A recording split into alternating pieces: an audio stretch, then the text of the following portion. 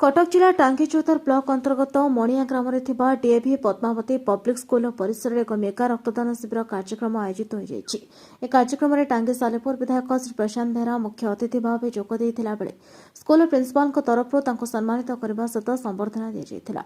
DAV Padmavati public school principal तत्वावधान आयोजित रक्तदान शिविर में सर्वमोट 100 यूनिट रक्त संग्रह कर डीएवी पद्मावती पब्लिक स्कूल शिक्षक शिक्षयित्री कर्मचारी अभिभावक व्यक्तिविशेष मान रक्तदान कर कार्यक्रम में श्री धीरेन्द्र जेठी ब्लॉक अध्यक्ष प्रतिनिधि जन्मजय खिला प्रमुख उपस्थित रक्तदान कर रक्तदाता मान उत्साहित करते। रिंकू कुमार टांगी से।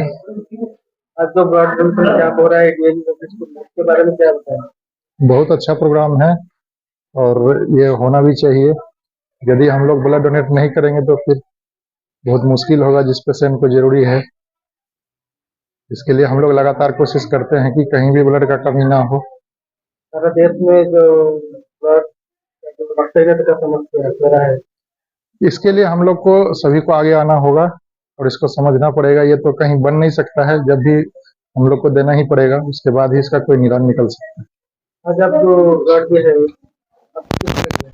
बहुत अच्छा लग रहा है। हम तो लगातार साल देते रहते हैं।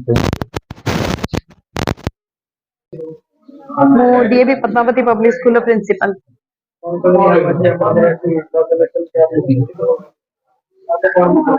आज्ञा आमे आज ये ब्लड डोनेशन कैंप गोटे आयोजन करिछु। आमे प्रति वर्ष एमिति ब्लड डोनेशन कैंप आयोजन करूछु।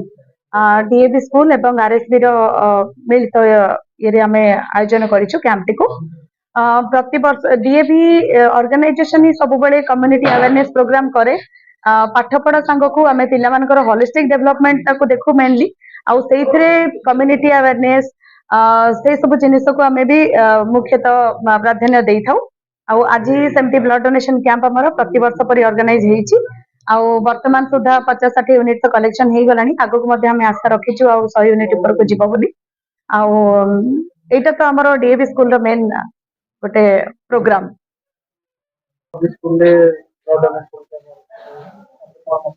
देखो आज आम टांगी चौदह ब्लॉक मणिया डीएवी पब्लिक स्कूल रे ब्लड डोनेशन कैंप प्रिंसिपाल नेतृत्व में प्रथम प्रिंसिपाल महोदय को समस्त सहकर्मी की साधुवाद जनइबी, धन्यवाद जनइबी।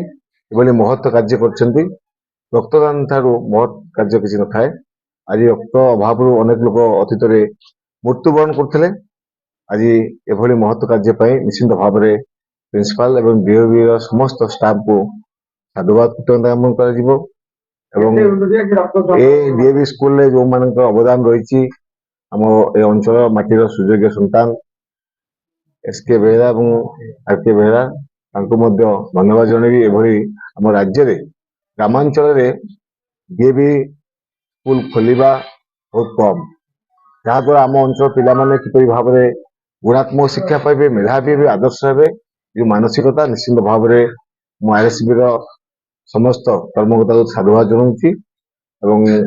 डीएवी स्कूल में गुणात्मक शिक्षा प्रदान कर रिजल्ट बहुत सुंदर रिजल्ट हो 100% रिजल्ट हो स्कूल सामूहिक विकास जहाँ सहयोग दरकार।